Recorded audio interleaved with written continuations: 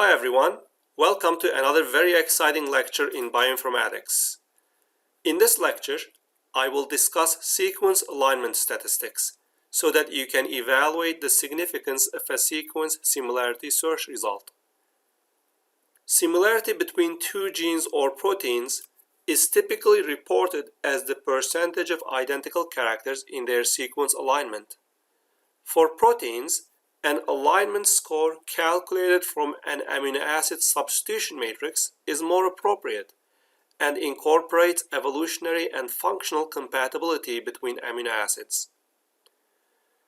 Similarity between two genes or proteins may be due to common ancestry, where they have evolved from the same ancestor gene by divergent evolution, and that is why their sequences end up being so similar. Such genes would be called homologous. Two sequences may also be similar just by chance. They may be unrelated, but may just happen to contain the same short segment by chance. Distinguishing between these two possibilities is important because we wouldn't want to falsely claim two sequences to be homologous when they are not. For example, when we study a human disease gene in an animal model, we typically rely on a homologous gene in the model organism. If we incorrectly identify the homologous gene, the results of the study cannot really be translated to humans. The level of similarity is typically used as an evidence for homology. The more similar two sequences are, the less likely they are similar by chance. When you compare two long DNA or protein sequences, there will undoubtedly be some short segment that is exactly the same between them, such as they may both have the triplet AGC. It is less likely, however, that they would share a much longer segment, say 40 nucleotides long, but that can still happen by chance. So how long of an alignment do the sequences need to share, and how similar should those segments be in order for us to claim that the alignment is significant and reflects a homologous relationship? In order to more systematically quantify how likely two sequences share a common segment by chance, we need to develop a statistical model for random similarity when searching for similar sequences in a large database of sequences. Such a model can tell us the probability of observing a particular sequence alignment score by chance. In comparison to this random distribution of scores, we can assess the significance of observing two sequences having a particular alignment score. Before I move on to developing a statistical model, let me review some statistical terms as they relate to sequence alignment. Let's say we performed a sequence homology search against a database of sequences, and we are looking at a particular result that has an alignment score S. Whether that alignment score is significant can be quantified using one of the following measures. P-value is the probability that at least one sequence in the database will produce a score equal to or better than S by chance. Since p-value is a probability, it ranges between 0 and 1. If p-value is small, say 0.01, that means we don't really expect to see many sequences with the same score. If p-value is large, say 0.8, that means the score S is not significant because we expect to see at least one result with that score just by 80% chance. The E-value is the number of sequences we expect to find in the database with that score by chance. If E-value is small, say 0.01, that means we do not really expect to see any sequences with that score by chance. If E-value is large, say 100, we expect to find about 100 sequences with that score just by chance. Z-score is the number of standard deviations a given score is from the average of the scores of random results. Mathematically, you can derive any of these measures from the others. But the e-value is the one that is most commonly reported for sequence alignments because it is believed to be the easiest to interpret. Let's take a look at what e-value represents in a little more detail. The expected value of a random variable is the average of the values it can take weighted by their probabilities. The expected value only makes sense if the random variable x is numerical.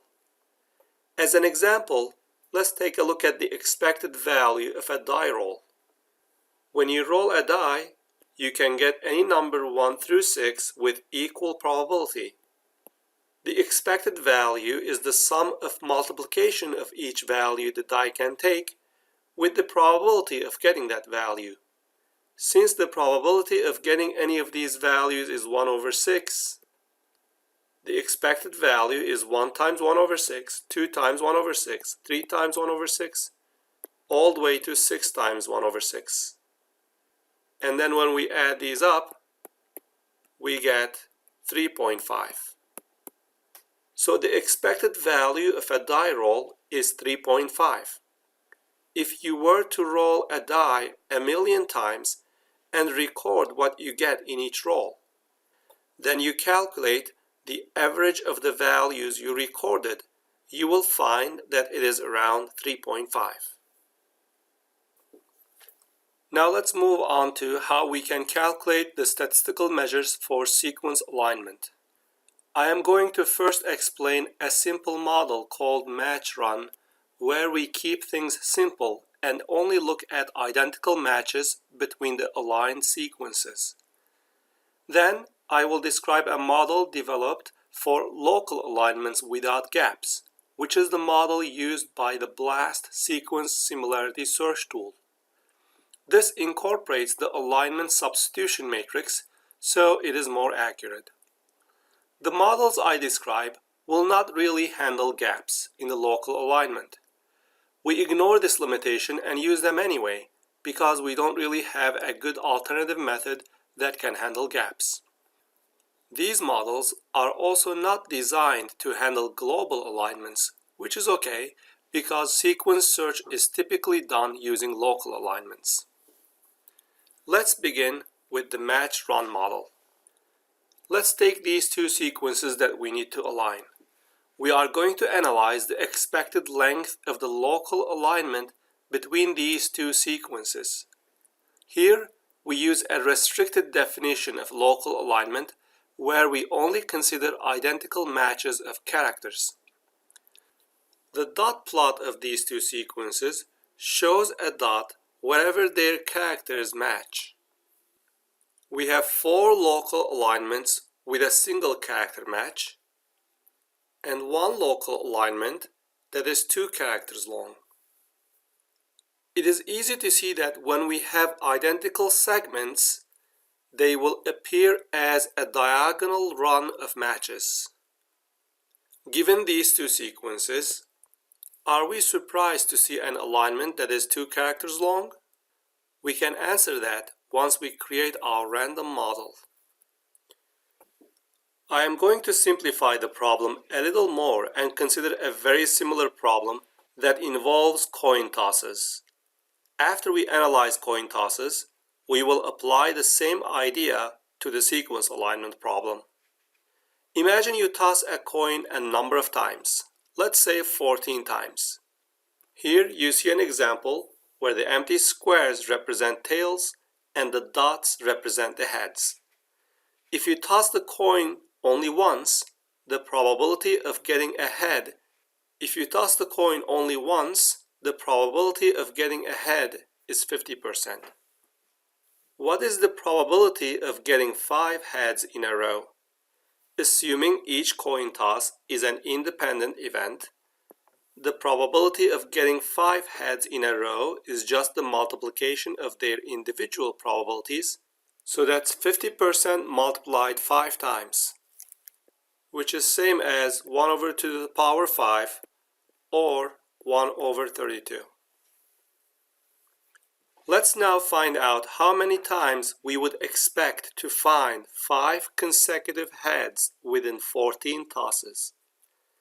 The expected number of 5 consecutive heads is going to be the number of places we can have such a run of heads multiplied by the probability of having such a run. We can have 5 heads starting with the first toss with a probability of 1/32. We can have 5 heads starting with the second toss, again with the same probability, starting with the third toss, with the fourth toss, and so on. And finally, we can have a run of 5 heads starting with the 10th toss. But if we start from the 11th toss, the most we can have are 4 tosses in a row because there are not enough tosses left. So there are 10 places where we can have 5 heads in a row. The expected number of times we will get 5 heads in a row is therefore 10 times 1/32, which equals 0.31. What does it mean that the expected number of 5 heads in a row in 14 tosses is 0.31? Imagine we repeat this experiment 1,000,000 times. We toss a coin 14 times, count how many times we get 5 tosses in a row, and record it. Let's say we get it in all 10 places, which is the maximum we can have. We toss the coin again 14 times, count how many times we get 5 tosses in a row, and record it. Let's say we only see it once this time. And we repeat this over and over. After we repeat the experiment 1,000,000 times, we look at the numbers we recorded and take their average. That average will be around 0.31. To summarize, the probability of 5 heads in a row is the probability of 1 head to the power 5, and the expected number of 5 heads in a row that will appear in 14 tosses is 10 times p to the power 5, which is equal to 0.31. Let's now generalize the calculations we performed and answer a couple related questions. If we toss the coin n times, the expected number of L heads in a row is going to be n-1 L plus 1 places times the probability to the power L. If n is much larger than L, we can approximate this expected value by dropping the relatively small amount minus L plus 1, which will not change things much, and we can approximate the calculation to n times p to the power L. Let's think about this next question. What is the expected length of the longest run of heads in n tosses? The key idea in answering this question is that to expect to see something means the expected number is 1. So we'll set the expected number of observing r consecutive heads to 1 and solve for r. I will again assume n is much larger than r, so I can use the approximation formula to make my job easier. When we solve for r, this is what we get. As an example, when we toss a coin 14 times, the longest run of consecutive heads turns out to be 3.8. What does that mean? Imagine again that we toss a coin 14 times and find out the length of the longest set of heads. Let's say we get 6. We record that. We repeat this experiment 1,000,000 times, each time recording the length of the longest set of heads. We then look at the average of the numbers we recorded, and that average will be close to 3.8. Now we are ready to move back to our original problem of analyzing sequence alignment length. Here, having a match anywhere in this table is like tossing a head. Even though this dot plot looks like it's a two-dimensional table, the events we are looking for appear diagonally. For example, if you focus on these 7 squares, The questions we ask about them can be answered in the same way we answered for coin tosses. When we analyze the entire table, we'll consider the collection of all such diagonal entries. Let's assume that we are working with two protein sequences of length m and n, where each of the 20 amino acids occur with equal probability. When we consider any of these squares, the probability of having a match in that square is 1/20. The expected number of matches is the number of places that such a match can happen multiplied by the probability of each match. There are 8 times 10, 80 squares where we can possibly have a match. So that's 80 times 0.05, which gives us 4. What does it mean that the expected number of matches is 4? Well, let's say you generate two random protein sequences of length 8 and 10, and you compare their sequences on a dot plot, and count how many times you see a match, and you write that count down. Then you repeat this 1,000,000 times, writing down the number of matches you see each time you repeat this experiment. If you then take the average of the numbers you wrote down, you will see that it is close to 4. Let's now look at the expected number of two successive matches. That means we are looking for two consecutive dots on a diagonal. The probability of observing two matches is 0.05 squared. And again, we have 80 squares where two successive matches can happen. We multiply the number of places with the probability of observing two matches at each place, and we get 0.2. When I said there are 80 places for two consecutive matches to happen, I actually lied. Not all of these 80 squares can be the start of two successive matches. If we start here, for example, there is not enough squares left to make two successive matches. If we don't want to approximate and want to find the exact value, we'll have to remove these last few rows and columns from the number of places that we are considering. To calculate the exact value, not an approximation, for the expected number of L consecutive matches, we take the number of possible starting positions for L consecutive matches, which is m minus L plus 1 times n minus L plus 1, and multiply that by the probability of L consecutive matches. If we again assume that the lengths of the sequences m and n are much larger than L, we can again drop these small terms and approximate the expected number by m times n times p to the power L. If we set the expectation to 1, we can solve for the expected length of the longest successive matches. Now that we have developed this model, let's see how it can be applied to a sequence similarity search result we get. Say we have a query DNA sequence with 1,000 nucleotides, and we search it against a database. Let's assume the database is one continuous DNA sequence of 1,000,000 nucleotides. From the search, we find a local stretch of 10 identical nucleotides between our query and the database. Is that result significant? To answer that, we would have to find the expected number of results with the same or better length that we would expect to obtain by chance. When we plug in the numbers to the formula we had, we find 953.7. So we expect to find more than 900 such alignments with at least a length of 10 by chance. So we would not really consider the result significant. A typical threshold for the e-value is 10 to the negative 5. So we would only consider the result significant if the e-value of that alignment length is less than 10 to the negative 5. Let's look at another example.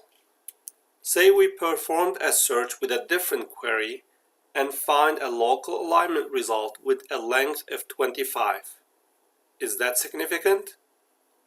We plug in L equals 25 into our formula, which gives us about 10 to the negative 6, which is a very small number. So if the sequences were random, we would expect to find an alignment with length 25 by chance about 1 in a million times. So it is safe to say that this result is significant, and the sequence we found from the database is genuinely similar to our query. The analysis we have done so far only used an alignment having identical run of characters in the two sequences. That may be okay for DNA sequences, but for proteins, identity is not accurate enough to capture alignment of amino acids. How can we incorporate amino acid substitution matrix into our analysis? Here, we are going to talk about the alignment score rather than the length of the identical matches. I am not going to derive this formula, but it turns out that the expected number of alignments with a score of X or higher is given by this formula, which is very similar in form to what we derived for the identical match run length analysis. You see two coefficients here. The coefficient K is a proportionality constant that corrects for the fact that there are less than m times n possible places for an alignment to happen. The coefficient lambda is related to the substitution matrix. The alignment score X is not just the length of the identical matches, but it is calculated as the sum of the values from the substitution matrix for the matching amino acids. The coefficient lambda accounts for the fact that the values in the substitution matrix are a scaled version of the co-occurrence probabilities. If you don't know the lambda coefficient, you can calculate it from the substitution matrix. The substitution matrix, such as BLOSSOM 62, contains the log likelihood of observing a substitution of an amino acid into another amino acid. The likelihood ratios are scaled by lambda just so that we get integer values in the matrix rather than decimal numbers. Here, Sij is a value you would see in the substitution matrix for amino acid I and amino acid J. Qij is the co-occurrence frequency of observing I and J aligned together. Pi and Pj are the background frequencies of these amino acids. We can rewrite this formula to get an expression for the co-occurrence frequencies.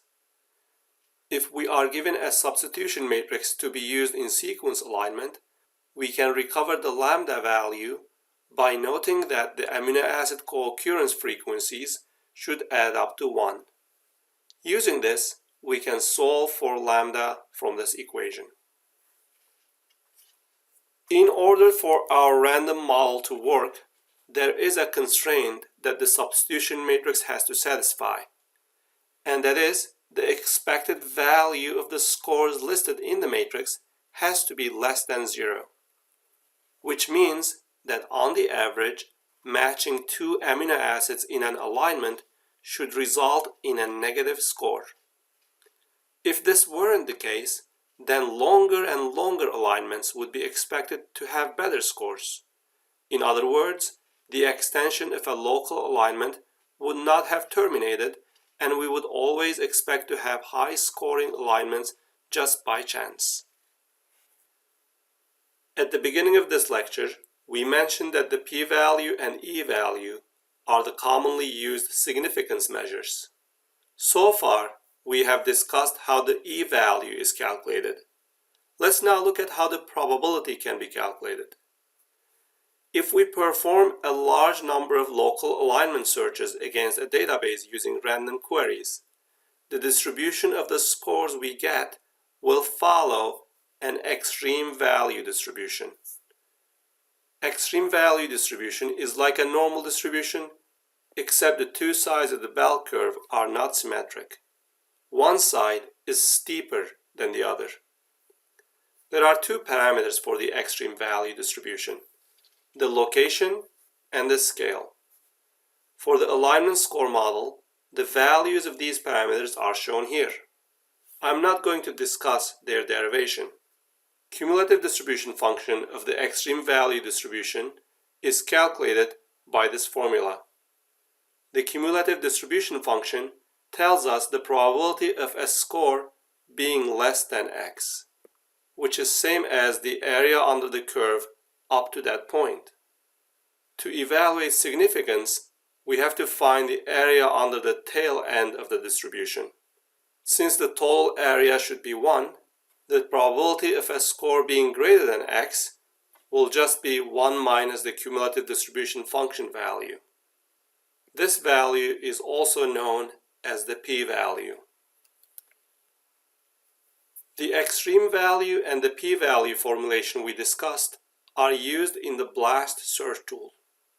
When you use BLAST, you have the option to select a substitution matrix and a sequence database to search in. For the search options you select, BLAST uses pre-calculated distribution parameters when it reports to you the e-value and the p-value of each result it returns. There are a number of issues with the random model I introduced. One issue is that when creating the model, we assumed different sequence positions were independent, which is not really true. Nucleotides and amino acids are certainly affected by the neighboring residues, and sometimes they are even correlated with distant residues. Another issue is that the model we analyzed was created for ungapped local alignments, and it doesn't really model gaps in the alignment, which we inevitably get in real-life applications of sequence homology search. Despite these drawbacks, the model we discussed is in widespread use. There is another data-driven way of calculating significance, which does not rely on explicitly building a parametric probability distribution. FAST-A is another sequence homology search program that follows this strategy. The idea is to run the query against a random database to see the distribution of scores. So, rather than building an explicit model that makes oversimplifying assumptions, you run simulations to get a more reliable distribution of scores. This also works well with different gap penalties you may use in your homology search, because you can just change the gap penalty used in the simulations to make it the same as the search parameter. Once this distribution of scores is collected from the random database, a particular alignment score that you get from the real database homology search is compared to this distribution of scores to judge whether it is significant or not. An important step in this process is to create the random database. There are two approaches for that. One is to create a random database consisting of randomly generating sequences. A drawback of random databases is that the sequences you generate may have nothing to do with the types of sequences observed in nature. Therefore, the scores you get would not be representative of the scores you would get from real databases. To fix this issue slightly, the random database is generated in a way that it has the same amino acid frequencies as seen in nature. There are 20 amino acids, but they do not each appear with 5% frequency in nature. Some amino acids are more abundant than others. Leucine is the most abundant, followed by serine. The rarest amino acid is tryptophan, followed by cysteine. Tryptophan is a large bulky amino acid that is not easily accommodated within the structure of a protein, so that might explain why it is not observed as frequently. Cysteine is a special amino acid that forms non-local covalent bonds, restricting the structure of the protein, and that might explain why we don't see cysteine frequently either. The amino acid composition of a protein can be informative toward its function. For example, Metallothioneins have around 30% cysteine and form metal cages using the sulfide groups, which is unique to cysteine. Some antifreeze proteins have around 50% alanine, which helps in hydrophobic interactions with water, preventing it from freezing. Although we can produce a random sequence database that can replicate the amino acid abundances observed in nature, there are higher order relationships among amino acids that we would not be able to replicate. An alternative approach is to start off with a real database and randomize it by scrambling and shuffling the characters or segments of characters. This second approach is better at producing a database that has the composition and properties of a real database. Even though the data-driven approach to producing a distribution of scores is considered more accurate, it is not as commonly employed as the parametric distributions. The primary reason is the additional amount of computational time required to run simulated queries against these random databases. Let's summarize what we discussed in this lecture. Significance of a local alignment search result can be assessed by comparing two scores of random alignments and from the expected value and p-value calculated from such a comparison. There are different methods for obtaining a random distribution of alignment scores. Parametric models can be pre-computed from the database and reused for each alignment search result. The match-run model is simple, assumes uniform background frequencies of characters, and only models identical matches. The model that incorporates the substitution matrix and the residue frequencies is more accurate and is the most commonly used model in the available homology search tools. Another approach that is based on simulating searches against a random database can provide a more accurate estimation of significance, but is not commonly employed due to additional computing time it requires.